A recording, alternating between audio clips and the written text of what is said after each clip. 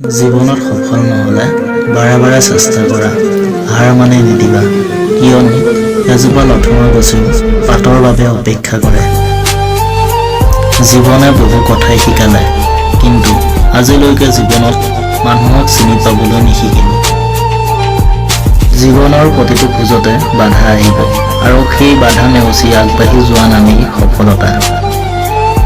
জীৱনত মাত্ৰ দুজন বন্ধু লাগে, এজন কৃষ্ণৰ দৰে যিয়ে বন্ধুৰ জয় নিশ্চিত কৰে, আৰু আনজন কৰ্ণৰ দৰে যিয়ে বন্ধুৰ পৰাজয় নিশ্চিত জানিও বন্ধুক এৰি নিদিয়ে। ধীৰে ধীৰেই হওক লাগে, কিন্তু আগবাঢ়ি যাবলৈ চেষ্টা কৰাই জীৱনৰ আচল লক্ষ্য। জীৱনত অহা বেছিভাগ মানুহেই অস্থায়ী। কিছুমানে সময় পাৰ কৰিবলৈ আহে, আৰু কিছুমানে সময় নষ্ট কৰিবলৈ আহে। তুমি সকলোকে হৃদয়ত স্থান দিব নোৱাৰা। যাক এবাৰ স্থান দিবা, তেওঁ নাথাকিলেও তেওঁক পাহৰিব নোৱাৰা। ভাল পোৱা কোনো যন্ত্ৰণা নহয়, ভাল পোৱা কোনো যৌনতা নহয়, ভাল পোৱা হ'ল দুই আত্মাৰ মহামিলন।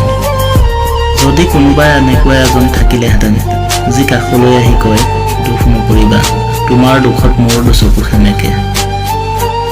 তুমি মোৰ নামটো জানা, মোৰ কাহিনী নাজানা।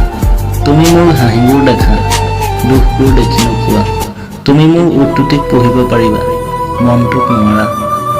এজন ভাল বন্ধু বিচাৰি পাবলৈ বহুত টান, আঁতৰি অহা তাতোতকৈ কঠিন, পাহৰিব খোজাটো অসম্ভৱ।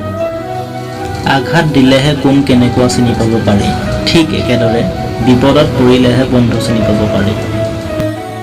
লক্ষ্যত উপনীত নহ'লে হতাশ নহ'বা, জীৱনৰ ৰাস্তা কেতিয়াও শেষ নহয়। এবাৰ নোৱাৰিলে হাজাৰবাৰ চেষ্টা কৰা, নিশ্চয় এদিন জয়ী হ'বা।